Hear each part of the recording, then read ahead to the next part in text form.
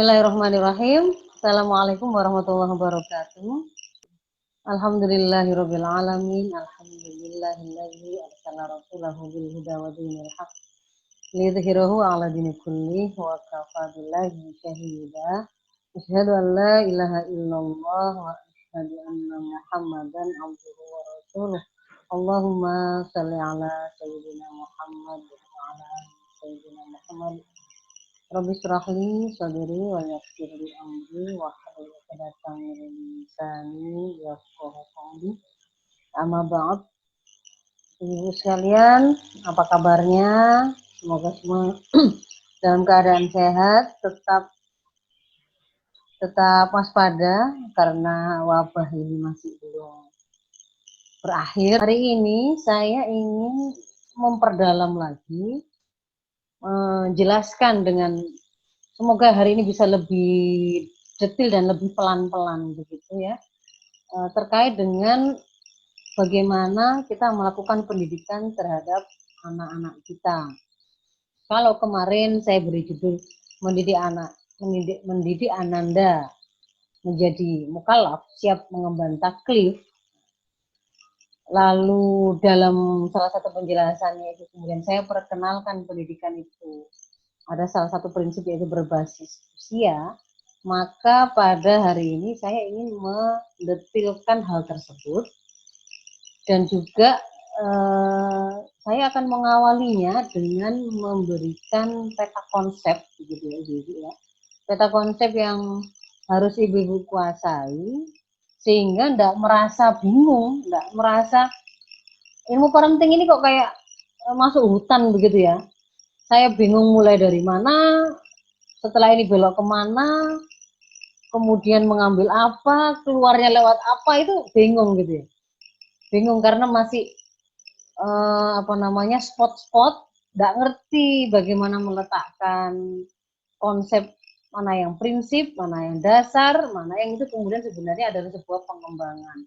Mana yang sebenarnya tidak boleh tidak ada tawar-menawar, dan mana yang sebenarnya itu bisa dilakukan improvisasi begitu ya. Nah, jadi saya akan mengawali pembahasan pada sore hari ini dengan menyampaikan beberapa hal penting seputar parenting ini, yang ini semoga menjadi modal untuk bisa mendudukkan sebenarnya ilmu tentang parenting ini itu posisinya di mana, gitu Ibu ya. Jadi kalau kita bicara parenting itu kita bicara tentang pendidikan dan pengasuhan anak. Nah, mendidik anak itu adalah mendidik generasi manusia. Kita sedang bicara mendidik manusia. Maka karakter manusia ini harus selalu lekat pada diri kita. Dia adalah hamba Allah yang terbaik yang diberikan oleh Allah seperangkat potensi kehidupan, ghoriza atau naluri, kebutuhan jasmani dan juga akal. Dan manusia ini ketika kemudian dia diciptakan oleh Allah, maka dia itu membawa visi misi penciptaan yang embedded gitu ya, dengan proses penciptaannya dari sang penciptanya. Ketika dia diciptakan itu sudah dengan sebuah maksud, tidak dengan sia-sia, tidak dengan main-main. Diciptakannya itu ada visi yang harus dia emban, ada misi yang harus dia selesaikan selama dia menjalani hidup. Nah, ketika kita bicara mendidik anak ini, maka itu sangat berkaitan erat dengan bagaimana kita memiliki pemahaman tentang manusia itu siapa, dari mana, alam semesta ini, kehidupan ini dari mana, untuk apa ada, setelah ini mau kemana. Yang ini berkaitan dengan persoalan-persoalan mendasar tentang kehidupan, dan itu adalah persoalan akidah, dan itu akan menentukan bagaimana kita memandang dan menjalani kehidupan ini. Kita mau menjadikan anak kita itu menjadi seorang yang bagaimana profilnya, itu sangat ditentukan oleh pandangan yang kita punya tentang manusia itu siapa. Hidup ini apa? Hadiah ataukah hidup ini adalah sebuah ada sebuah bagian dari penciptaan dari sang penciptanya, juga ada maksudnya begitu. Ada pertanggungjawabannya, ada korelasinya dengan manusia. ada korelasinya dan kehidupan sebelum adanya kehidupan dan setelah ini nanti kemana. Nah, itu semua akan menentukan begitu ya. Bagaimana kita memandang dan menjalani kehidupan juga akan menentukan. Salah satu di dalamnya adalah bagaimana kita memandang posisi anak dan kewajiban kita terhadapnya. Ini sudah saya terangkan semuanya dalam pembahasan tentang menemukan jati diri, menemukan keimanan yang sahih, dan juga kalau itu untuk membahas tentang menemukan hidupnya ya. Lalu kalau tentang posisi anak sudah saya bahas di pembahasan tentang warisan dan pemberian terbaik untuk Ananda. Itu nanti silakan dibuka untuk merefresh. Nah, karena ini berkaitan dengan bagaimana kita mau mencetak anak itu untuk menjalani kehidupan, kaitannya dengan posisi dia, hakikinya itu. Apakah hanya semata-mata milik kita ataukah dia itu adalah bagian dari hamba bagi sang penciptanya, ada visi misi yang juga harus dia sempurnakan. Maka pendidikan anak itu sangat berkaitan erat dengan bukan semata-mata ilmu pengetahuan sains dan teknologi saja, enggak. Tapi itu berkaitan dengan sakofah tertentu, peradaban tertentu, pandangan hidup tertentu, way of life tertentu. Sedikit saya terangkan beda sakofah dengan ilmu pengetahuan.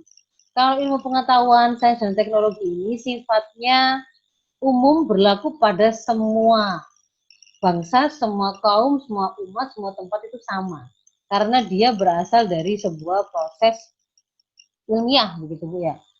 Tetapi kalau sakofa ini adalah sebuah pengetahuan yang kita terima atau kita dapatkan melalui sebuah proses periwayatan, melalui sebuah proses penukilan. Dinukil ada sumbernya lalu disampaikan. Maka ini sangat dipengaruhi oleh keyakinan apa yang dipakai untuk kemudian menetapkan sumber yang dinukil itu siapa, dari mana. Bagaimana cara meneruskan proses penukilannya itu. Maka dia akan sangat ditentukan oleh agama, keyakinan, dan kepercayaan masing-masing. Contoh kalau ilmu pengetahuan itu bahwa air mendidih pada 100 derajat Celcius. Itu mau seorang muslim yang melakukan godok airnya tadi ya, memasak airnya, seorang kapitalis, seorang Nasrani, seorang Yahudi, orang berkulit hitam, berkulit putih di belahan Eropa, di belahan Afrika, di Asia, semua akan sama hasilnya. Tetapi kalau sakofa misalkan apa contohnya? Pemahaman bahwa Muhammad adalah Rasulullah, itu sakofa. Bahwa Isa Al-Masih adalah juru selamat, itu sakofa. Bahwa misalkan ada yang mengatakan Uzair anak Allah, itu seperti yang diyakini oleh orang Yahudi, itu sakofa. Jadi sebuah pemahaman yang digali dari sumber-sumber yang dinukil dari sumber-sumber yang itu sangat dipengaruhi oleh keyakinan atau kepercayaan atau akidah masing-masing orang ataukah bangsa ataukah kaum. Maka kalau kemudian kita tadi bicara mendidik anak itu ternyata adalah ada kaitannya dengan bagaimana kita mencetak dia menjadi manusia dengan visi misi yang diciptakan oleh Allah, ada kaitannya dengan posisi dia dalam pandangan Allah itu ketika diamanahkan kepada kita itu ada tuntunannya tertentu yang kemudian harus kita sempurnakan. Maka ini berkaitan dengan sakofa, peradaban. Nggak semata-mata tentang ilmu pengetahuan sains dan teknologi. Bahwa kalau mau ngajari anak berhitung bisa pakai metode memperkenalkan dulu konsepnya, lalu lambangnya, itu nggak sekedar itu. Nggak sekedar berkenaan dengan bagaimana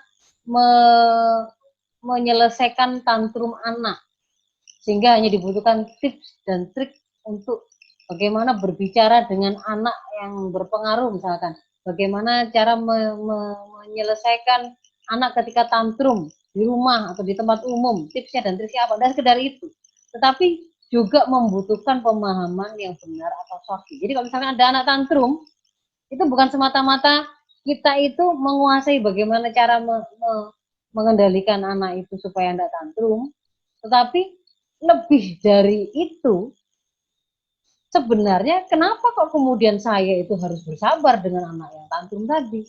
Memang anak ini posisinya bagi saya itu apa? kaitannya dengan kehidupan saya itu apa? Kaitannya dengan akhirat saya itu bagaimana? Kenapa kemudian saya tidak boleh memukulnya ketika dia tantrum? Itu itu namanya kaitannya dengan pemahaman yang benar atau sahih. Bukan semata-mata tentang teknik. Berbicara harus mata itu eye contact sejajar tingginya, jangan lebih tinggi misalnya begitu. Kalimatnya kalau untuk menunjukkan ketenangan ditekan, kalau menunjukkan lebih senang agak dinaikkan frekuensinya, itu nggak semata-mata berbicara tentang itu gitu. Jadi kalau kemudian ibu mau menguasai parenting, bagaimana kemudian nanti saya bisa mendidik dan mengasuh, membesarkan anak saya sebagaimana yang seharusnya menjadi amanah yang diberikan kepada saya, maka tidak semata-mata ngejar kemana-mana itu tentang tips dan trik pengasuhan dan pendidikan anak. Bukan semata-mata ngejar tips dan triknya, tetapi kuasai dulu mana pemahaman mendasarnya yang sahih, yang itu sangat dipengaruhi oleh sakofah, peradaban, dan akidah yang kita miliki. Jadi mendidik anak ini adalah merupakan bagian dari upaya kita menyempurnakan visi misi hidup kita. Jadi ketika kita itu sedang mendidik anak kita, itu sebenarnya kita sedang menjalani salah satu misi kita itu dihidupkan oleh Allah. Yang itu untuk meraih visi kita kembali lagi menghadap Allah dalam keadaan bisa mempertanggungjawabkan untuk kemudian mendapatkan ridhonya, mendapatkan surganya. Lalu ini juga mendidik anak ini juga merupakan bagian dari kita upaya kita untuk menyempurnakan kewajiban kita yang diberikan oleh Allah. Yang nanti akan diminta pertanggungjawabannya. Yang nanti ini implikasinya tidak hanya anak ini nanti itu bisa jadi anak yang baik yang mau ngerambut saya ketika saya tua, ataukah menjadi anak yang tidak peduli dengan orang tuanya, tetapi juga berimplikasi pada di akhirat nanti dia itu di mana posisinya. Kita akan bertemu lagi di surga Allah dalam penuh keridhaan mendapatkan ridhaan dari Allah, ataukah kita berhadapan-hadapan di hadapan Allah saling bermusuhan, saling menuntut hak yang kemudian ternyata tidak kita penuhi di dunia ini. Itu implikasinya sampai seperti itu. Sehingga ini adalah perkara besar, ini perkara penting, bukan semata-mata perkara cabang yang hanya membutuhkan tips dan trik pengasuhan yang sifatnya instan. Itu.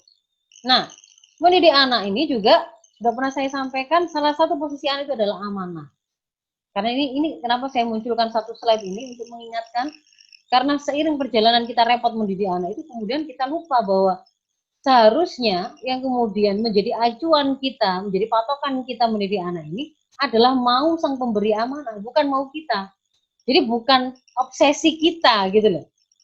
Bukan cita-cita kita, tetapi sebenarnya kita kembalikan anak ini kan amanah dari Allah. Sehingga nanti akan kita dimintai pertanggungjawaban. Ketika anak itu diminta kembali oleh Allah, dikembalikan lagi kepada Allah, kita diminta pertanggungjawaban. Kita bisa mempertanggungjawabkan karena kita sudah melaksanakan proses pendidikannya, menyiapkannya itu sesuai dengan tuntunan sang pemberi amanah. Nah, ketika kemudian kita membuka bagaimana tuntunan dari sang pemberi amanah itu, maka kita akan menemukan beberapa prinsip dasar. Saya ambil 3 prinsip dasar. Yang kemarin sudah ada banyak itu campur antara yang dasar dengan yang sifatnya itu teknik begitu ya. Nah, prinsip dasar yang pertama adalah visi generasi dalam Islam. Ini berarti outputnya ya Ibu ya. Ini tujuan akhir yang tidak kita raih, maka anak-anak yang mau kita cetak ini tadi, yang kita bina, kita didik ini tadi, itu harus satu, dia bisa menjadi khalifatul fil ardh. Ini sudah saya sampaikan ini pada bab pemberian dan warisan terbaik untuk Ananda. Nanti silakan dibuka lagi. Jadi sekarang saya langsung menyampaikan dengan cepat. Di sini visinya, di sini dasarnya. Satu, penciptaan manusia, sandarannya adalah wa khalaqtul jinna wal insa illa liya'budun. Manusia itu diciptakan hanya untuk beribadah kepada Allah, bahwa dia diciptakan menjadi khalifatul fil ardh, menjadi pengelola bumi sesuai dengan aturan Allah. Memang dia harus jadi pemimpin seluruh makhluk kan begitu. Lalu bahwa kita harus menjaga fitrah anak yang terlahir dalam keadaan fitrah sampai dia kembali kepada Allah, tetap dalam fitrahnya, yaitu kecenderungan untuk tunduk, menerima, beriman kepada Allah, dan tunduk kepada pengaturan yang diberikannya. Itu fitrahnya. Dan kalau kemudian ini terjaga, mau anak itu usia balita, atau sampai dia sudah memiliki anak yang dewasa juga, ketika sudah dewasa, senantiasa akan terlihat mereka itu sebagai anak-anak yang qurra'in karena menyenangkan, karena fitrah yang terjaga itu. Lalu kita juga mau mencetak muttaqina imamah, kan gitu kan, generasi yang akan menjadi pemimpinnya orang-orang bertakwa. Juga bahwa kita itu tidak boleh meninggalkan mereka itu, mencetak mereka itu menjadi generasi-generasi yang lemah, tetapi harus menjadi generasi yang tangguh, kuat. Maka fisiknya tidak boleh tidak terasah, akalnya tidak boleh tidak terasah, emosinya, pengendalian dirinya, apapun yang menunjukkan ketangguhan, gitu, ilmunya, itu harus kemudian ada pada level terkuat, terbagus. Karena memang mereka nanti, yang kelima, juga harus bisa menjadi khairu ummah ukhrijat linnas, gitu kan? Khairu ummah ukhrijat linnas ini menjadi karakter khasnya kaum muslimin secara umum, bahwa mereka itu akan menjadi umat terbaik bagi yang dilahirkan untuk seluruh umat manusia ketika mereka kemudian ada sebagai umat yang senantiasa melakukan ta'muruna bil ma'ruf wa tanhauna 'anil munkar wa tu'minuna billah. Mereka melakukan amar ma'ruf nahi munkar, menegakkan kebenaran, menghapuskan atau melarang kerusakan. Jadi mereka sebagai penegak kebaikan di tengah-tengah bumi Allah ini. Mereka adalah para pengemban dakwah Islam. Jadi ini nanti juga akan menjadi, oh berarti saya harus mencetak anak saya di ujung perjalanan dia sebelum dia mulai dicatat oleh Allah sebagai mukallaf, maka dia harus begini karakternya. Nah, itu prinsip pertama, pendidikan, bahwa visi generasi dalam Islam adalah seperti itu. Lalu prinsip yang kedua adalah bahwa pendidikan itu kontennya, kurikulumnya, apa saja yang kemudian diajarkan, semuanya harus berbasis akidah Islam. Semuanya harus berbasis akidah. Kenapa kok seperti itu? Ya karena kaitannya dengan ketika Allah mengatakan wa ma khalaqtul jinna wal insa illa liya'budun, tadi kan visinya kan, bahwa dia itu diciptakan untuk menjadi menjadi orang yang beribadah kepada Allah. Berarti ketika di dunia ini tidak boleh ada satu episode hidupnya yang tidak dalam rangka beribadah kepada Allah. Bagaimana dia bisa melakukan ibadah kepada Allah ketika dia tidak mengenal Allah? Ketika dia tidak meyakini kenapa saya harus beribadah kepada Allah? Bagaimana saya itu beribadah kepada Allah? Dia tidak mengenali Al-Quran, dia tidak mengenali Rasul, dia tidak mengenali kenapa kemudian saya harus taat. Memangnya apa konsekuensinya, implikasinya? Dia tidak paham akhirat, dia tidak paham surga neraka, dia tidak paham tentang malaikat dan seterusnya. Maka tidak bisa. Pasti harus berawal dari akidah. Itu. Dan ini ada banyak dasar yang saya sengaja lengkapi pada PowerPoint-nya, tapi mungkin saya tidak akan bacakan semua, ibu-ibu nanti baca ketika saya sudah share materinya. Jadi ini juga diantaranya adalah bahwa hak Allah yang pertama adalah bahwa Allah itu berhak untuk diibadahi oleh hamba-hambanya dan tidak disekutukan oleh hambanya dengan sesuatu apapun. Nah itu berarti anak-anak kita harus kita didik untuk mengenal Allah dan tidak sampai menyekutukan Allah, jangan sampai menyekutukan Allah. Bahkan kemudian sudah diberikan, kalau kita kemudian melihat bagaimana Rasul juga diajari oleh Allah, semuanya itu berawal dengan Allah mengajarkan kepada Rasulullah Muhammad SAW agar mengimani kepada Allah. Fa'lam annahu la ilaha illallah, ini akidah. Ketahuilah bahwasanya tidak ada Tuhan, tidak ilah selain Allah. Fa'lamu, ketahuilah bahwasanya Allah itu adalah walimu. Bahwa Allah itu tidak ada ilah selain dia. Begitu, dan seterusnya. Ini juga yang kemudian oleh para ulama itu diperas, dimunculkan, disampaikan lagi ke tengah-tengah masyarakat, ke tengah-tengah umat dengan bentuk yang memudahkan untuk dikenali kesimpulannya. Mereka mengatakan, contohnya ada Imam Al-Hafidz Al-Baihaqi dalam kitabnya beliau ini, beliau mengatakan awwalu ma yajibu 'alal abdi ma'rifatuhu wal iqraru bihi.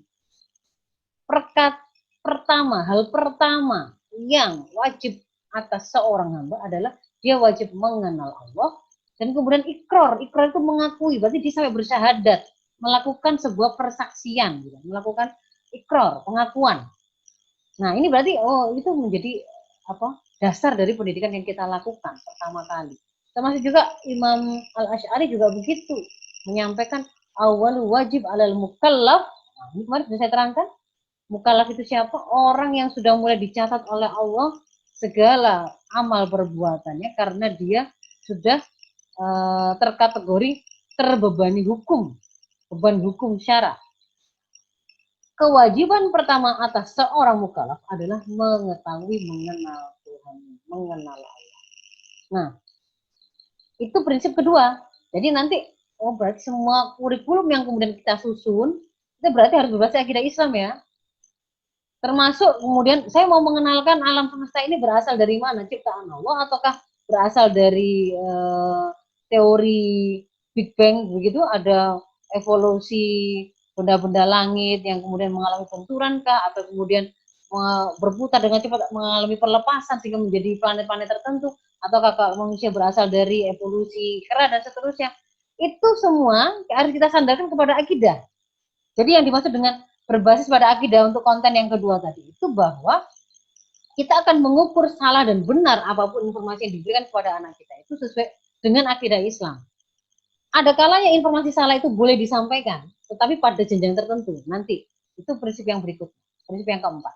Nah, prinsip yang ketiga adalah pendidikan itu ibu-ibu dilakukan berbasis orang tua. Jadi kalau kemudian mencermati fenomena kenakalan atau kerusakan generasi hari ini, apapun bentuknya, pertama kali pihak yang harus dimintai bertanggung jawab pasti orang tua. Karena dalam Islam pendidikan itu memang berbasis orang tua. Allah menetapkan ketika bayi lahir itu fitrah, dalam keadaan fitrah. Lalu siapa yang membentuknya akhirnya menjadi berbelok, menjadi berubah, melenceng dari fitrahnya? Fa'abawahu. Kedua orang tuanya yang akan bisa menjadikan ini menjadi Yahudi, Nasrani, ataukah Majusi. Memang orang tuanya. Jadi sentuhan awal makanya kenapa dikenal dalam Islam itu bahwa orang tua adalah sekolah pertama, madrasah ula. Nanti termasuk siapa di antara madrasah ula paling pertama itu siapa? Utama dan pertama itu siapa? Ibu. Karena ketika orang di luar dia itu belum bisa menyentuh anaknya, sang ibu sudah punya kesempatan memberikan pendidikan itu langsung. Karena dia menjadi bagian dari tubuhnya sendiri. Ya. Detak jantungnya tenang ataukah tidak, tawakalnya, rasa syukurnya, bersabarnya, sudah langsung bisa jadi proses pendidikan. Makanya dia menjadi guru pertama bagi anak. Nah, itu prinsip ketiga. Nah, yang berikutnya itu adalah sekarang mau kita bahas hari ini. Prinsip pendidikan dalam Islam adalah yang keempat, berbasis usia. Berbasis usia. Jadi, kalau kemudian kita membuka tuntunan dari syariat, setiap kali kemudian dia itu menyampaikan contoh-contoh proses pengajaran atau menyampaikan perintah, larangan untuk kemudian dilakukan, itu senantiasa diikuti dengan kejelasan dan penjelasan tentang kapan hal tersebut dilakukan, dimulai, dan kemudian kalau perlu diakhiri. Itu ada banyak penjelasan yang itu menunjukkan bahwasannya memang pendidikan dalam Islam itu juga dilakukan berbasis usia. Jadi dalam hal ini, yang paling bagus itu tidak berlaku paling cepat atau lebih cepat lebih bagus, enggak. Tetapi yang bagus itu adalah ketika pendidikan tadi dilakukan sesuai dengan usia yang tepat, yang seharusnya. Jadi bukan pada cepet-cepetan, paling cepet bisa baca misalkan, enggak. Paling cepat bisa sholat itu berarti paling bagus, enggak. Anak saya usia 2 tahun sudah bisa sholat, nggak pakai disuruh. Enggak, itu belum tentu ukuran bagus. Karena bisa jadi ternyata pada waktu anak itu belum saatnya, kemudian dia itu didisiplinkan, yang seharusnya dia justru itu dilakukan pelayanan, bukan kemudian mendapatkan proses pendisiplinan layaknya tawanan yang mulai dikenalkan hukuman atau dikerasi, begitu ya. Maka bisa jadi pada usia yang saatnya dia itu seharusnya bertanggung jawab, malah dia ternyata malah membenci taklif ibadah tadi karena dia mengenang ada sebuah proses pendidikan yang salah yang tidak karena tidak tepat usianya tadi. Nah, di antara penjelasannya misalkan adalah pada An-Nur 59 itu ketika Allah memberikan perintah kapan anak-anak kita itu adab ketika anak-anak kita itu di dalam rumah, ketika mereka mau masuk ke dalam kamar-kamar orang tuanya, maka kalau mereka masih belum balik, itu di sini belum balik itu harus minta izin 3 kali 3 waktu dalam 3 waktu ini. Di luar 3 waktu ini mereka boleh keluar masuk kamar orang tua ketika belum balik. Lam ya belum kuluma.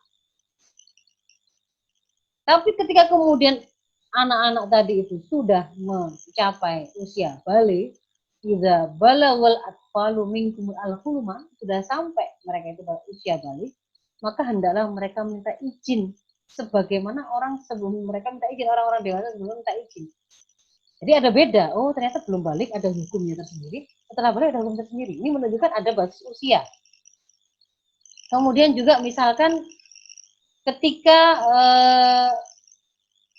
Rasul menyampaikan rufi al-qalam an salasa, diangkat pena, maksudnya tidak dicatat, tidak dianggap, tidak diperhitungkan, tidak diminta pertanggungjawaban penerapan hukum syara itu dari 3 golongan. Yang pertama, anil majnun hatta yafiqo, dari orang gila sampai dia sadar. Dari anin naim hatta yastaiqizo, dari orang tidur sampai dia sadar, dari sampai dia bangun. Dari anis sobi hatta yahtalima, dari seorang anak kecil sampai dia ihtilam, sampai dia balik. Oh, berarti berlaku. Istilah balik itu, masa balik itu ternyata sebuah milestone yang sangat penting dalam proses pendidikan. Itu dicatat. Balik, ada pengenalan balik, ada pengenalan belum balik atau prabalik. Demikian pula ketika kemudian Rasul mengatakan, contohnya ketika menyampaikan hukum-hukum syarat tertentu, bahkan lebih jelas di situ. Misalkan mengajarkan sholat. Muru auladakum bis sholah. Ajari anak-anak kalian dengan sholat. Sementara waktu itu mereka abna'u sab'i sinin. Mereka berusia 7 tahun. Oh, dimulai mengajarkan sholat sebagaimana harus aslinya sesuai tuntunan syarak. Kalau kemudian berawal dari wudhu ya sak wudhunya, kemudian diawal dengan salam, diperkenalkan bacaannya sampai ya, di awal dari takbiratul ihram sampai salam itu semua bacaan-bacaannya berarti sudah mulai diperkenalkan sebagaimana seharusnya begitu.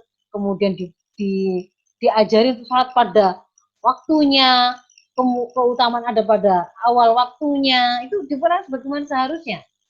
Dan kemudian dibiasakan, didisiplinkan, dibantu, dikondusifkan, sampai kalau kemudian setelah 3 tahun pada usia 10 tahun, ternyata kemudian oleh Allah di situ ada wadribuhum 'alaiha wa hum abna'u asyri sinin. Dan boleh kemudian mereka dipukul ketika mereka ada pada usia 10 tahun. Dan pada saat mereka 7 tahun tersebut juga mulai diperintahkan untuk dipisahkan pembaringan tempat tidur mereka. Nah, jadi di sini, oh iya memang ada prinsip berbasis usia. Tidak kemudian cepet-cepetan. Nah, kaitannya pendidikan berbasis usia nanti dengan parenting atau pendidikan dan pengasuhan yang kita lakukan, itu nanti akan menentukan kita bagaimana kita memahami tumbuh kembang anak setiap jenjang usianya. Anak usia dini, usia mumayyiz atau prabalik, usia balik, masing-masing itu tumbuh kembangnya berbeda. Usia dini saja ketika kemudian dia masih bayi, masih rodoah, persusuan, ataukah hadonah, itu juga berbeda lagi. Jadi usia itu ada kaitannya dengan tumbuh kembang yang kemudian harus kita pahami sehingga kita tidak melakukan kezaliman. Mengira anak itu sudah seharusnya nggak ngompol. Padahal dia masih berusia 2 tahun, 3 tahun, dia sedang ada pada proses mengenali setiap rasa-rasa yang dia punya. Oh, ini rangsangan ingin ke belakang, BAK, BAB. Ini perasaan mau marah, ini perasaan sedih, itu baru dia pahami. Jadi tidak kemudian ada kejadian, misalkan ada kan kejadian anak ngakunya minta BAB begitu, sama bapaknya dibawa ke kamar mandi. Enggak, BAB, gitu kan. Barang kemudian dibawa keluar, malah BAB. Orang bapaknya marah. Kiranya anak ini enggak, nggak pinter ini. Wong tadi sudah dimasukkan kamar mandi malah nggak BAB di dalam, malah di luar malah kemudian BAB. Dan itu tragisnya kan kemudian sampai kemudian membuat dia emosi, kemudian anak itu dicemplungkan ke dalam bak dan meninggal. Ini karena ketidakpahaman. Nggak selayaknya kemudian orang tua di situ kemudian memposisikan anak itu umur 3 tahun selayaknya anak yang sudah usia mumayyiz dan dia sudah tidak hadonah, tidak dalam pengasuhan, sudah mandiri, misalnya umur 9 tahun. Layaknya anak umur 8 tahun, nggak bisa. Anak sakit dengan tidak sakit juga nanti akan berbeda. Berkebutuhan khusus nanti juga berbeda. Memahami pendidikan berbasis usia itu juga nanti akan membuat kita paham tahapan-tahapan pendidikan itu. Tahapan-tahapan pendidikan sampai bahkan kita bisa menentukan kapan ya saatnya anak itu kita sekolahkan. Apakah semakin bagus kalau anak itu semakin dini, semakin awal kita sekolahkan? Itu enggak. Enggak, tapi dalam hal ini berbasis usia itu yang bagus itu bukan cepet-cepetan, tetapi sesuai dengan usia yang seharusnya sebagaimana yang kemudian ditetapkan. Termasuk juga kita kaitannya dengan kita berarti harus memahami hukum-hukum syara yang terkait dengan anak jenjang usia itu. Misalkan usia 14 tahun itu adalah batas maksimal dia itu, setelah itu dia berarti sudah balik, sudah maksimal sudah balik. Kalau kemudian dia belum mengalami menstruasi misalnya tapi usianya sudah sampai 14 tahun, berarti itu sudah masuk usia balik. Maka saya harus memperkenalkan kepada dia tentang apa yang dimaksud dengan tanda-tanda balik, apa implikasinya dengan mukallaf, apa itu mandi besar, apa itu bersuci, setelah menstruasi, setelah mimpi basah, dan seterusnya. Itu kaitannya dengan beberapa hukum-hukum yang kita perlu pahami. Beda usia, beda hukum yang berkaitan dengan anak tadi. Kapan kita boleh memukul anak? Boleh nggak anak usia 2 tahun menjengkelkan, dicetoti gitu ya, dipukuli, ditampar gitu oleh orang tuanya, boleh atau tidak? Nggak boleh, itu ada penjelasannya. Itu hukum-hukum syara berkait dengan jenjang usia. Lalu juga akan menentukan kurikulum dan bahan ajar. Kalau misalkan contohnya, bahan ajar atau kurikulum yang berisi informasi-informasi atau ilmu atau sakofa yang ghairu islami, pemahaman yang tidak islami, yang bertentangan dengan Islam, misalkan memberitahu kepada anak tentang bahwa teori Darwin gitu ya. Teori Darwin itu mengatakan bahwa manusia berasal dari kera. Itu kan sebenarnya bertentangan dengan akidah Islam, karena akidah Islam itu mengatakan bahwa manusia, alam semesta termasuk kera, itu semuanya diciptakan oleh Allah. Tidak ada yang kemudian itu sebenarnya berasal dari perubahan dari benda ke benda yang lain, karena proses yang sifatnya otomatis atau tidak bisa ya alami saja sebagai perubahan materi misalkan. Karena itu sesuatu yang bertentangan dengan Islam, maka dia diperbolehkan disampaikan itu pada jenjang usia pendidikan tinggi, setelah anak memiliki akidah yang sudah dikokohkan, bukan pada usia dini, begitu kan ya. Jadi kita jadi paham, berkaitan dengan penetapan kurikulum, juga penetapan takdib bagi kesalahan anak. Kapan ini anak itu boleh diperkenalkan reward dan punishment, apa bentuk punishmentnya, kapan dibolehkan memukul, bagaimana pukulan yang diperbolehkan, bagaimana hukuman yang diperbolehkan. Nah, ini di sini termasuk juga penetapan tujuan pendidikan di setiap jenjang, dan nanti kaitannya dengan target kita untuk di akhir usia balik itu, yaitu 14 tahun itu menuju ke 15 untuk sempurnanya, dia siap menjadi seorang mukallaf. Nah, saya masuk lebih detail untuk menggambarkan tentang pendidikan usia berbasis usia ini. Jadi kalau Ibu lihat di sini, ini diagramnya lebih saya detailkan dari yang kemarin saya sampaikan. Berbasis usia itu yang tadi kita pahami dari dalil-dalil selalu disebut adalah ada istilah mukallaf, kan begitu kan ya, yang itu mulai dicatat semua amal-amal yang dilakukan oleh anak kita, dan itu berarti pertanggungjawaban sudah mulai diminta atasnya. Maka sebelum itu adalah ghairu mukallaf. Nah, dan kemudian juga disebut yang belum mukallaf itu kadang-kadang tadi kan disebut sebagai sobi, jadi gitu kan ya, anak-anak. Maka sebelum mukallaf itu namanya adalah anak-anak, setelah mukallaf itu dewasa. Tidak dikenal di sini ini kemudian masa peralihan yang tidak jelas. Meskipun kita mengenal hari ini ada remaja, yang itu kemudian tidak ada implikasi hukumnya. Remaja itu belum dewasa, juga belum, tapi juga bukan anak-anak. Sehingga tidak bisa dihukum ketika melakukan kesalahan, ataukah kemudian dia dianggap sebagai seharusnya kemudian sudah melakukan amanah-amanah layaknya orang dewasa, tapi kita anggap dia masih tetap anak-anak. Kekeliruan yang kemudian sering terjadi karena kita mengikuti pola informasi yang dianut oleh sistem sekuler. Memperkenalkan batasan usia anak bahkan sampai pada usia 21 tahun. Nah, kita yang memiliki konsep sendiri bahwa ukurannya adalah mukallaf tadi. Mukallaf tadi itu ternyata ditandai oleh adanya namanya baligh, maka sebelum baligh itu didapatkan, itu prabaligh. Dan mukallaf itu tidak hanya ditandai balighnya atau usianya, perkembangan secara fisik dan mentalnya, tetapi juga keberadaan kemampuan mengakalnya yang sudah sempurna, akil. Akil plus baligh itu adalah kondisi mukallaf. Sementara sebelum akil berarti ghairu akil, belum punya kemampuan berpikir sempurna. Sebelum baligh berarti prabaligh. Nah, ternyata kalau kemudian kita lihat penjelasan tentang kapan ukuran baligh itu, kapan ukuran akil itu, saya masuk ke sini. Ini dulu aja dilihat dulu. Jadi baligh itu ada tanda-tandanya, alamatul bulugh. Alamatul bulugh. Ini yang kemarin saya terangkan tentang mumayyiz. Jadi saya ini dulu aja, tak boleh lihat sini. Di belakang ada tentang baligh, ada tentang akil. Nah, di sini nih, ketika kemudian kita bagi di sini sudah mulai akil, ya.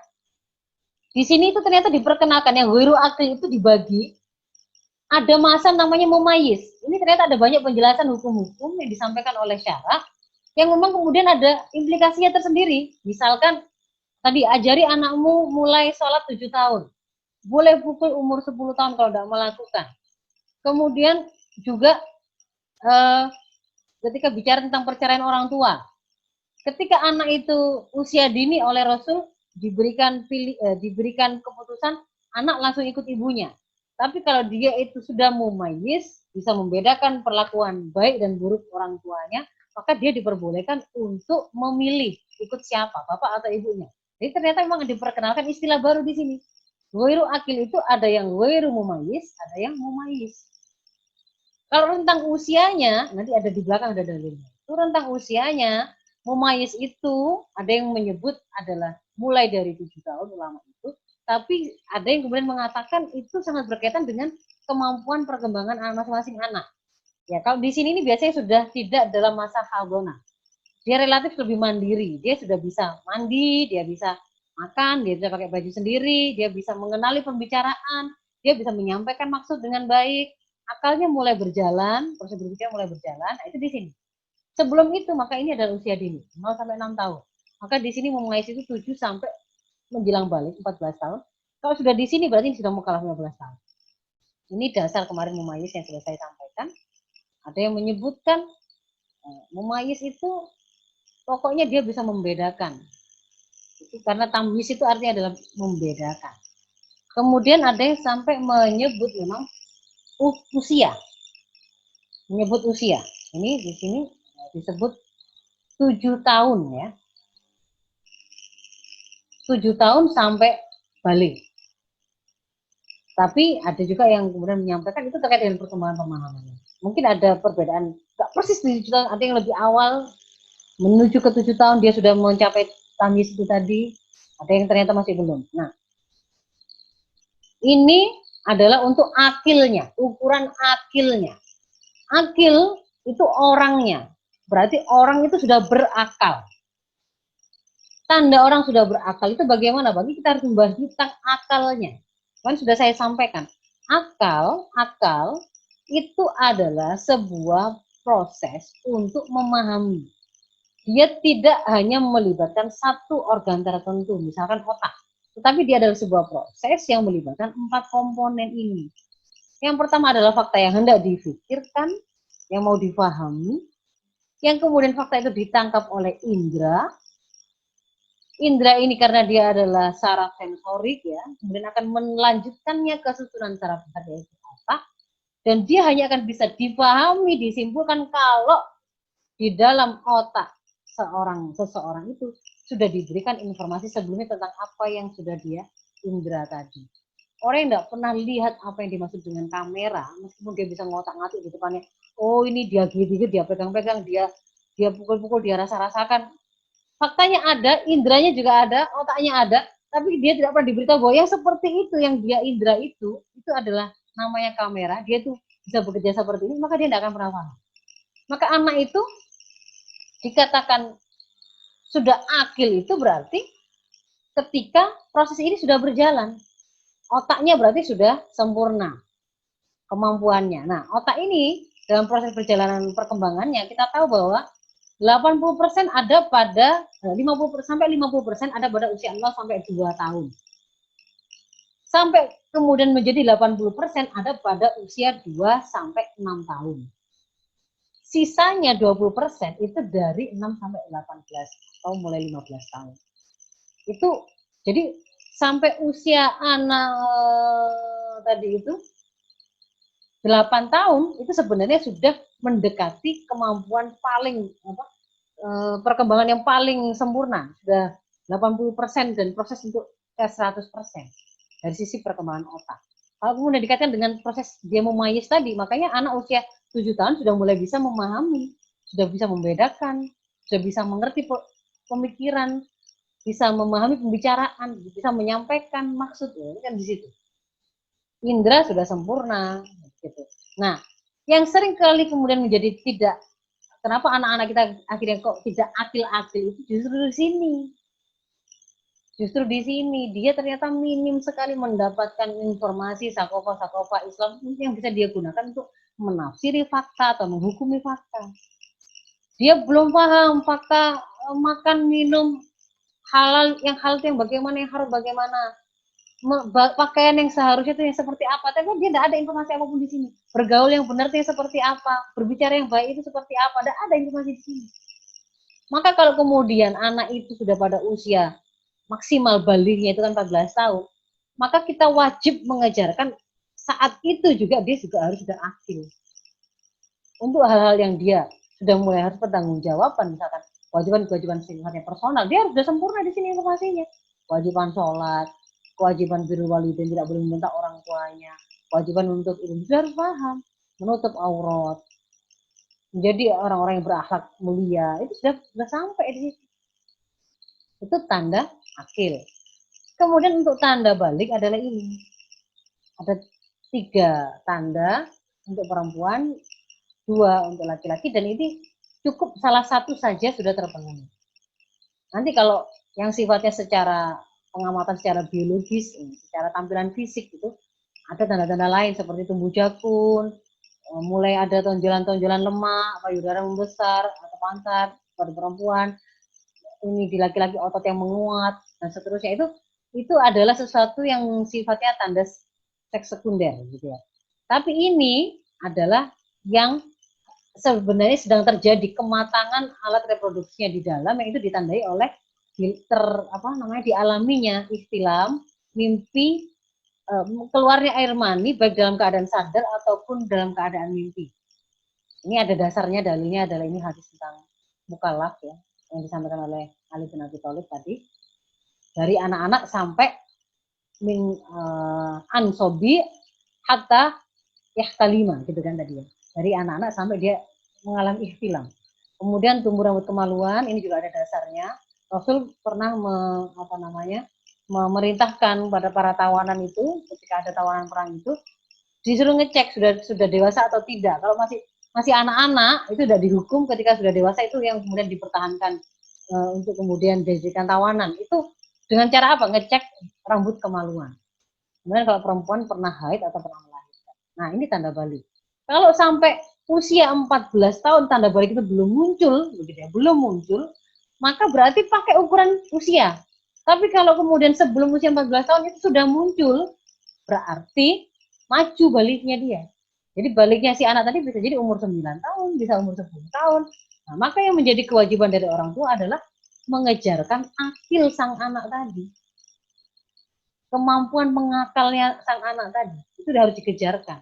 pemberian informasi dan seterusnya. Nah, ini saya masukkan kepada, jadi bagaimana kemudian kalau contoh melakukan proses pendidikan berbasis usia untuk usia dini dan mengoptimalkan semua potensi yang dia punya.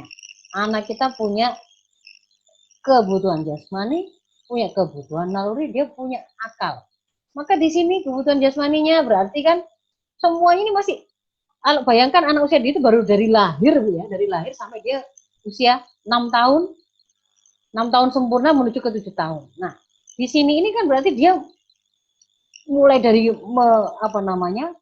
bertumbuhnya, berkembangnya, yang tadinya kakinya itu sekecil ini, tangannya sekecil ini menjadi seperti ini, yang tadinya baru bergerak itu belum bisa memegang, menjadi bisa memegang, bisa melempar, bisa meremas, bisa mencengkeram, bisa memutar. Nah, itu semua proses-proses tadi yang berkaitan dengan fisik itu berarti sesuatu yang harus diasah.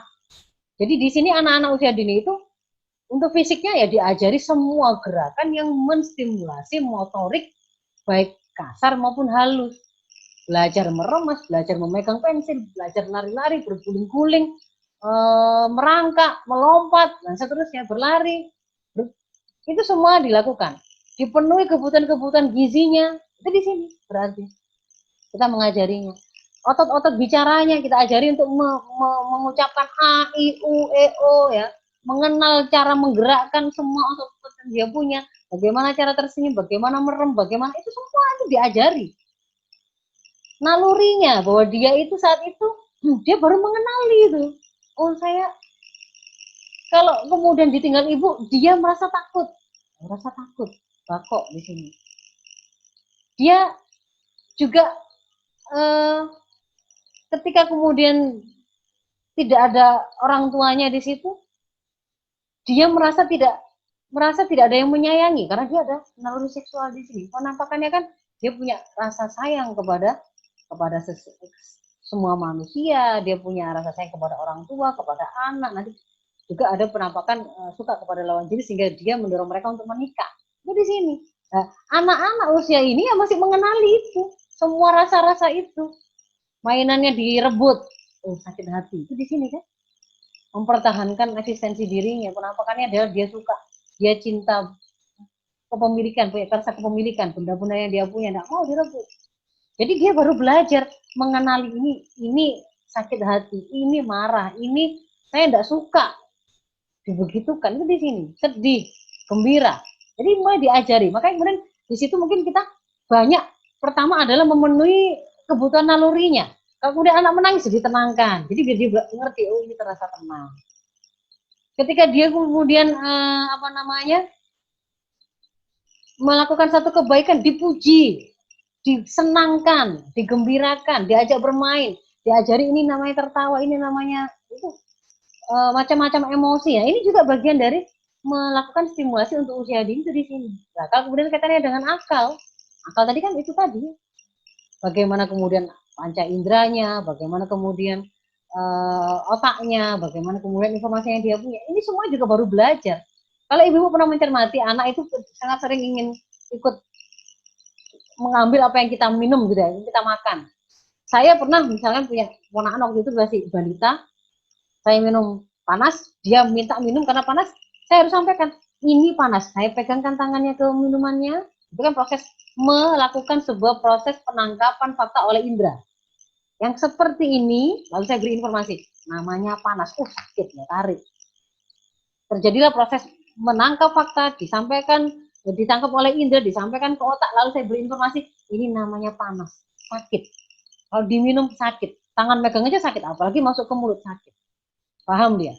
Satu saat kemudian saya buka freezer, dia ikut-ikutan pegang es batu. Panas ya. Jadi bisa tahu bahwa ternyata semua informasi yang dia punya itu ada prosesnya gitu. Dia mengumpulkan ibu-ibu.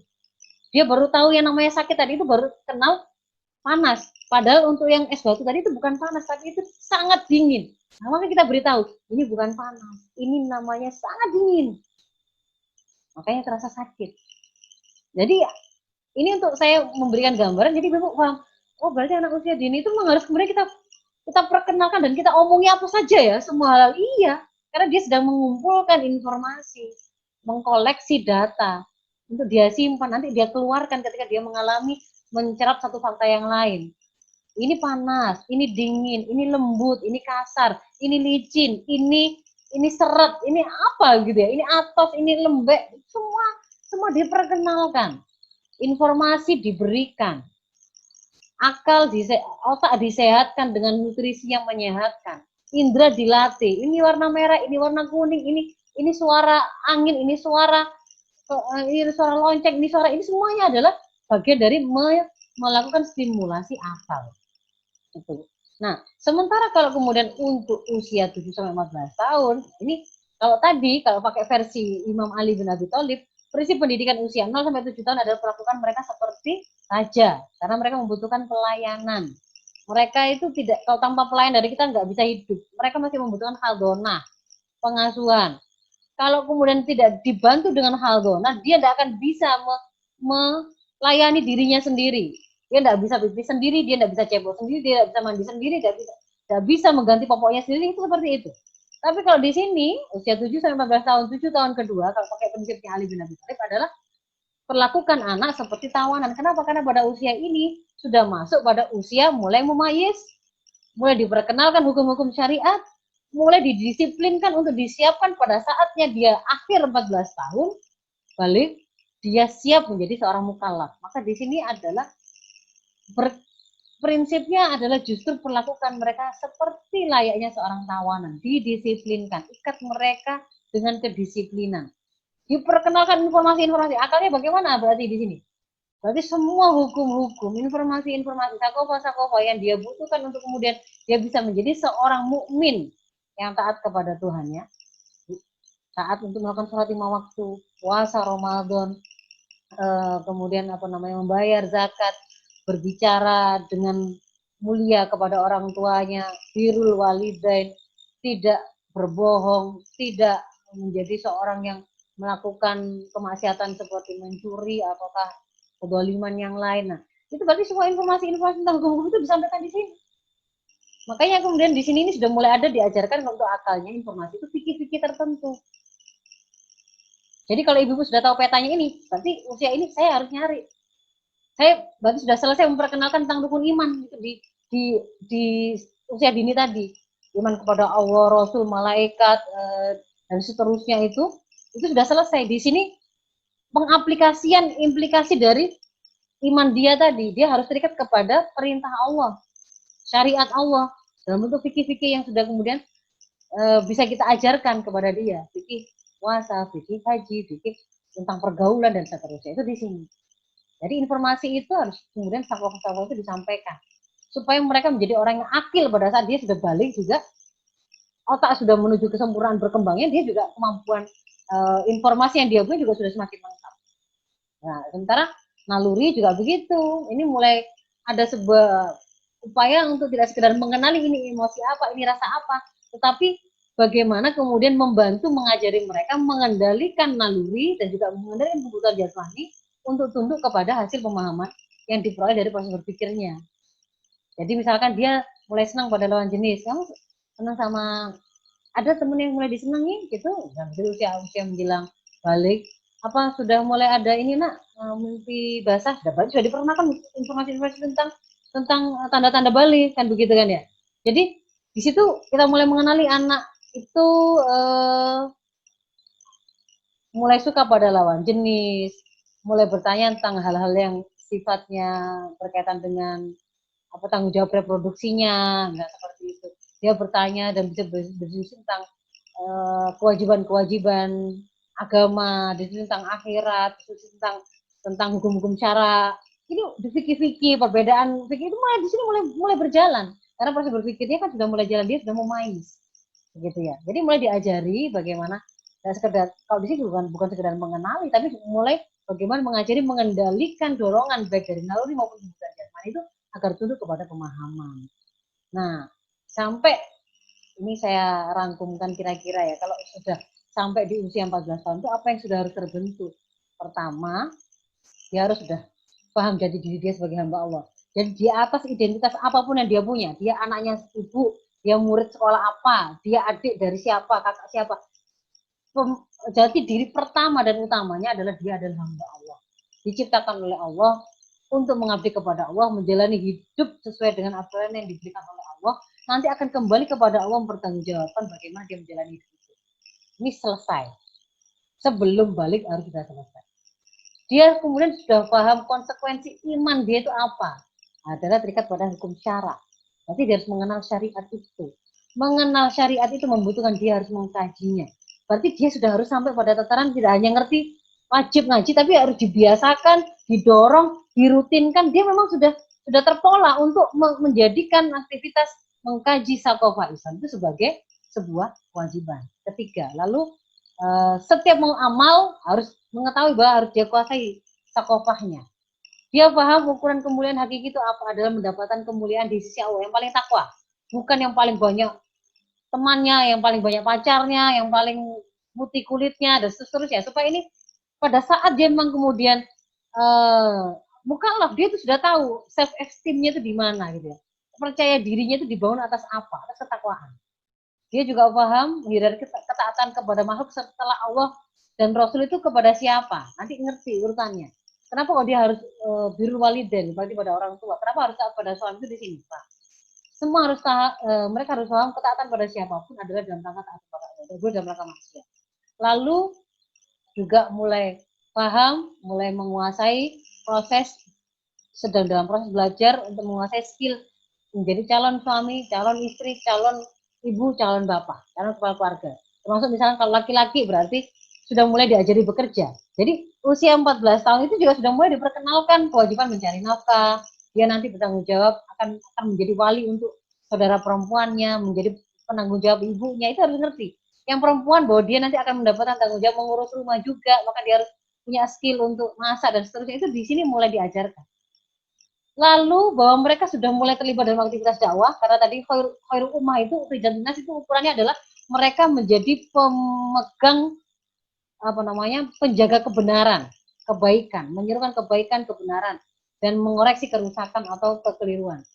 Termasuk juga adalah mereka kan harus menjadi mutakina imama, maka dia usia 14 tahun itu juga mulai disiapkan untuk siap untuk menjadi meniti jalan menjadi pemimpin, gitu. Dan juga kesiapan untuk mengenali tanda-tanda balik, tanda-tanda menjadi mukallaf dan hukum-hukum terkait. Gitu. Nah, kalau sudah 14, 15 sudah balik, akil balik, sudah saatnya di sini. Saatnya nggak lagi membangun itu, tapi mengokohkan, melejitkan, menyebarkan. Saya kira itu ibu-ibu yang bisa saya sampaikan hari ini. Panjang sengaja, tapi itu petanya. Semoga bisa dipahami. Gak apa-apa, kita tambah 15 menit untuk tanya jawab. Yang mau menyampaikan secara langsung silakan. Sebelum saya masuk ke chat. Boleh di-mute, di-unmute kalau mau bertanya. Ini. Adakah? Tidak ada? Izin bertanya? Bu Latifah, silakan. Maaf, saya tutup video. Oh, ya. Kan katanya nanti kalau buka suaranya jelas. Oh, ya. Dan maaf agak sedikit ribut karena dekat masjid. Iya. Ya. Assalamualaikum. Jadi tadi disampaikan tentang mukallaf ya Ustazah. Bagaimana gitu ya untuk menyampaikan bahwa suatu saat mereka akan mengembangkan hukum-hukum syara dengan cara Bu Latifah sepertinya mohon maaf Bu Latifah, sinyalnya sepertinya kurang bagus sehingga terdengarnya seperti suara musik ya. Mungkin di chat saja kalau begitu ya Bu Latifah ya. Bu Latifah. Silakan disampaikan di chat. Saya tulis aja. Ya di chat aja, ditulis aja. Karena nggak kedengeran. Oke, baik. Ya, saya berikan kesempatan kepada yang lain yang secara langsung. Silakan kalau ada. Assalamualaikum Ustazah. Waalaikumsalam Bu Erwina. Oh ya. Ya. Ya, monggo. Ya, dari penjelasan tadi itu sebenarnya sudah terbayang konsepnya gitu. Tapi kalau misalkan untuk aplikasinya membreakdown per pertahapan tadi itu yang kadang kita masih kesulitan. Itu bagaimana ya? Ada Nah, tips triknya seperti itu? ya, kalau kemudian sudah tahu petanya, insya Allah begini, itu lebih mudah. Berarti ibu-ibu tinggal mencari, kan begitu kan ya? Sudah tahu apa yang saya cari. Ketika kemudian sudah tahu apa yang dicari, sekarang ini produk-produk training-training parenting itu macam-macam. Justru disitulah kemudian tidak lagi bingung untuk saya mau milih ikut yang mana gitu. Karena sebelumnya tadi yang kalau peta konsepnya itu tidak paham, itu jadi kok parenting ini banyak sekali macamnya, banyak sekali brandnya, banyak sekali produk-produknya yang itu menjadi membuat bingung. Nah, kalau sudah saya sarankan sih sebenarnya mencarinya secara spesifik. Jadi misalkan hari ini itu ada banyak mau buku ataukah paket pelatihan begitu ya, paket pelatihan parenting yang itu bahkan sampai dibuatnya semacam workshop ya, dibersamai menyusun kurikulumnya umur 0 sampai 3, 3 sampai 6, 6 sampai 6 sampai 8 atau 10, 10 sampai 14. Dan kemudian setelahnya kan berarti sudah mukalaf. Itu ada semua. Ya mungkin yang saya kasih rekomendasi saja kalau untuk parenting ini yang saya sarankan atau rekomendasikan bisa dijadikan rujukan itu diantaranya yang saya menangkap memang mereka itu sama ya, menjadikan basis pembahasan tentang parenting ini adalah berdasarkan tuntunan syariah, bukan semata-mata nyari rujukan itu dari psikologi barat gitu ya. Dia ambil tips dan triksnya saja, yang itu kemudian akhirnya membuat ibu-ibu juga enggak tangguh-tangguh gitu loh, enggak menguasai akar persoalannya. Sedikit-sedikit akhirnya beda kejadian, beda peristiwa itu sudah bertanya lagi dan sudah bingung lagi karena enggak menguasai mana yang gitu dasar, mana itu sifatnya usruf. Nah, di antara yang saya lihat parenting itu berbasis pada penjelasan syariah itu adalah misalkan parenting ibu tangguhnya Ustazah Yanti Tanjung. Atau kemudian kalau itu juga beliau juga sampai membantu menyusunkan kurikulum karena beliau juga membuat sekolah anak tangguh. Atau ada Ustadz Budi Azhari dengan parenting nabawiyahnya itu, karena beliau juga membuatkan sekolah namanya Kutab Al-Fatih itu juga kurikulum juga detail begitu, juga detail dan ada produknya juga secara online bisa kita ikuti iKutab.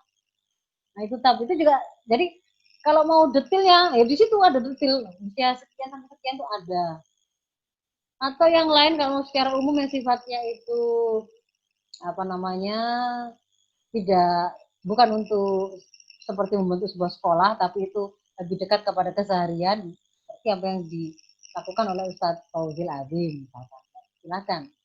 Jadi banyak sih sekarang ini ya waktu ibu ya, tapi memang tidak sengaja saya tidak memberikan detail karena itu masuk ke dalam sesuatu yang sudah merupakan uslub itu beda anak, beda kota, beda tempat, beda keluarga, beda sikon, beda jawaban. Sehingga justru kecerdasannya adalah terletak pada menemukan cara paling tepat sesuai dengan kondisi anak masing-masing. Dan itu berarti yang paling tepat sebenarnya adalah orang tua. Sehingga orang tuanya berarti pulaan dulu ya. Jadi mencari modal dulu untuk kemudian bisa melakukan proses ini, mendidik anaknya, menyusun kurikulum untuk anaknya dan seterusnya. Itu orang tuanya dulu yang belajar. Itu Bu Erwina. Gimana Bu Erwina? Jadi saya jawab tips dan triksnya. Kalau nyari tips dan triksnya itu gampang sebenarnya gitu loh. Justru saking banyaknya itu jadi bingung. Kenapa bingung? Misalkan ya karena harus makanya harus tadi itu kan kita harus mengobservasi anak-anak kita kan, jadinya betul, anak ini model gimana, padahal setiap anak itu kan satu anak dengan anak yang lain kan beda, anaknya sendiri maksudnya itu berbeda. Iya, berbeda. Nah ini kan akhirnya sudah kayaknya anak pertama bisa begini, ternyata begitu betul. diterapkan ke anak kedua kok nggak bisa, bingung lagi ibunya. Betul, maka itu yang namanya uslub itu di situ. Jadi dia bukan sebuah toriko, bukan metode, itu uslub. Sehingga kemudian memang di antara keberhasilan itu adalah kemudian kekreativitasan ibu untuk menemukan uslub terbaik. Termasuk di antaranya adalah yang menunjang itu kecerdasan berbahasa ibu. dengan anak pertama, ketika dia disuruh sholat tidak mau, kita cukup bicara, menceritakan kisah sahabat apa, menceritakan kehebatan generasi-generasi sebelumnya, dia sudah langsung mau. Tapi anak yang berikutnya kok nggak mau ya, nggak tertarik itu dengan kisah-kisah itu, tidak merasa tergugah gitu. Kecerdasan berbahasa ibu berarti yang kemudian harus diasah. Di situ menemukan bahasa yang lain itu sesuatu yang sifatnya akan sejalan seiring dengan jam terbangnya juga. Jam terbang ngomong, jam terbang pernah merasakan gagal, pernah merasakan doa. Anak saya ini kok nggak ngefek ketika saya mengatakan begini, tapi kayak yang lainnya begitu. Tapi yang mendasar, apa yang membuat kita kok akhirnya berusaha untuk selalu nggak menyerah, prosesnya itu tetap kita jalani. Karena ibu-ibu sudah paham persoalan mendasarnya, pemahaman mendasarnya bahwa anak itu amanah Allah. Pendidikan yang kita lakukan pada dia itu bagian dari kewajiban kita menyempurnakan kewajiban kita. Kan gitu kan ya. Itu urusannya dengan hidup mati kita, urusannya dengan surga neraka kita, maka saya tidak boleh menyerah. Itu dasarnya gitu. Sementara kreatif itu seperti apa? Silakan ikuti training parenting apapun yang lain gitu. Nanti saya merencanakan begini, saya kira saya akan rencanakan, saya kasih satu episode untuk khusus melakukan Q&A ya, buka pertanyaan dan saya hanya menjawab pertanyaan yang masuk. Setelah ini sebetulnya mungkin episode besok. Setelah itu saya akan selesai nggak bahas lagi tentang parenting, tapi masuk kepada bahasan berikutnya dari kurikulumnya Muslimah Tangguh ini. Jadi setelah awal-awal itu kan meletakkan pemahaman hidup, ya, identitas diri, mengenal hukum syariah dan seterusnya, lalu masuk ke keluarga, masuk ke kewajiban menjadi ibu, parenting lah. Setelah ini nanti kita lanjutkan lagi, masih ada kewajiban dakwah, mengenali yang lain-lain. Jadi satu episode besok insya Allah saya akan sediakan untuk menjawab pertanyaan yang masuk dan pertanyaannya akan kita cari melalui itu mungkin. Adakah yang lain? 5 menit. Kalau ada yang mau bertanya lagi. Tidak ada?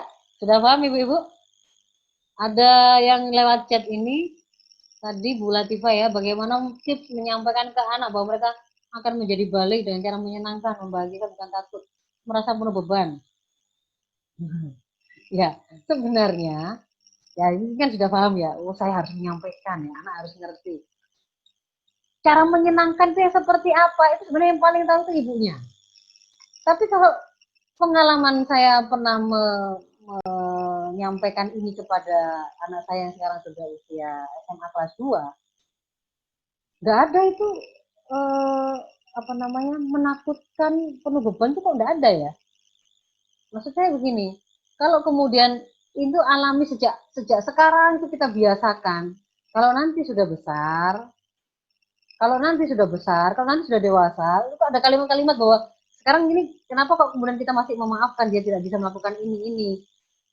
Ketika nanti sudah dewasa, ada kalimat, ada waktu ya, yang itu menjadi batas. Saya tidak boleh lagi kemudian tidak sholat dengan disiplin, subuh kok pokoknya pas bangun tidur jam 6 boleh, jam setengah 6 boleh. Tapi kalau nanti sudah dewasa, sudah mukallaf, sudah balik, sholat ya subuh ya azan subuh, dan begitu.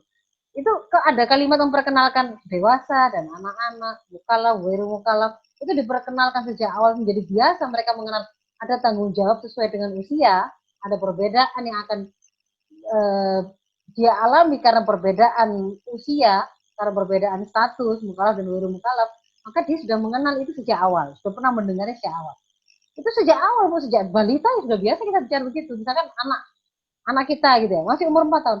Besok kalau sudah besar, misalkan dia kan senang, sayang aku sama Umi, senang aku dipeluk Umi. Nanti kita bilang, besok kalau misalkan Hafiz sudah besar, Umi sudah tua, Umi juga senang sekali dipeluk-pelukin sama Hafiz, diceritain sama Hafiz. Jadi ketika dia membayangkan sesuatu yang menyenangkan bagi dia, senang diceritain, sering dibacain buku, senang diajak ngomong, senang dipeluk, dicium, kita sampaikan nanti ketika Hafiz sudah besar, sudah dewasa, kalau adik sudah mukallaf, sudah balik, ibu juga senang diajak ngomong, ibu juga senang disayang, dan begitu. Jadi itu sejak sekarang kan sudah bisa dilakukan.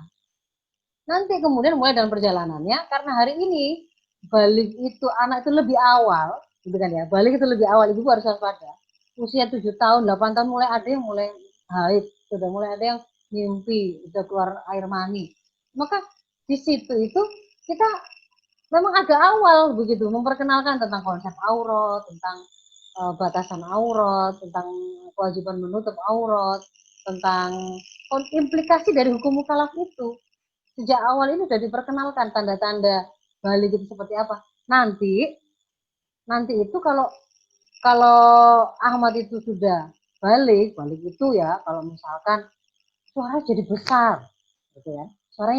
Suaranya kok jadi cempreng. Di sini keluar jakun. Jakun itu apa itu? Kayak punya abi, kan? Kayak punya ayah. Nanti mulai pernah mimpi, tapi kok ada basahnya, sesuai dengan kemampuan berpikirnya ya. Apa ngompol? Bukan ngompol, tapi ada basah, tapi nggak seperti ngompol airnya banyak begitu, ada cairan yang keluar, agak lengket. Karena tergantung ya, pada waktu dia masih sangat usianya, kalau dia sudah mulai kenal laki perempuan ya sudah bisa diperkenalkan.